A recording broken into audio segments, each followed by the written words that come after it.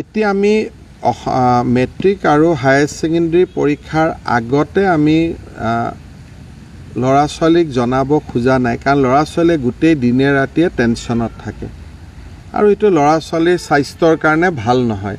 সেইকাৰণে হায়াৰ ছেকেণ্ডেৰীৰ ৰিজাল্টো কোনোবা এটা দিনত ৰাতিপুৱাই আমি খবৰ দিম আৰু মোবাইলতে ৰিজাল্ট থাকিব, গতিকে স্কুলত আহিবও নালাগে, মোবাইল এপতে ৰিজাল্ট চাব পাৰিব। শিক্ষা ব্যৱস্থাৰ সংশোধনী বা যিটো আমি এটা সংস্কাৰৰ কামত লাগি আছোঁ, সেই সংস্কাৰৰে ই এক উদ্দেশ্য। আৰু মেট্ৰিক আৰু হায়াৰ ছেকেণ্ডেৰী ৰিজাল্ট লৈ ইমান হাইপ হোৱাটো ভাল নহয়, কাৰণ যিসকলে কিবা কাৰণত বেয়া ফলাফল কৰে তেওঁলোকে সমাজত কেইটামান দিন থাকিব নোৱাৰা হৈ যায়।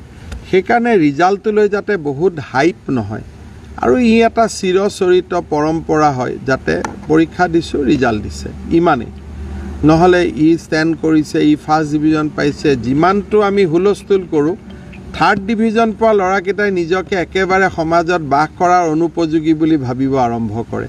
সেইকাৰণে এইবিলাক আমাৰ পৰীক্ষা সংস্কাৰ বা শিক্ষা সংস্কাৰৰে এটা সিদ্ধান্ত আছিল আৰু আজি সেইকাৰণে আমি বহুত আগতীয়াকৈ খবৰ নিদিয়াকৈ আমি মেট্ৰিকৰ ৰিজাল্ট দিছোঁ।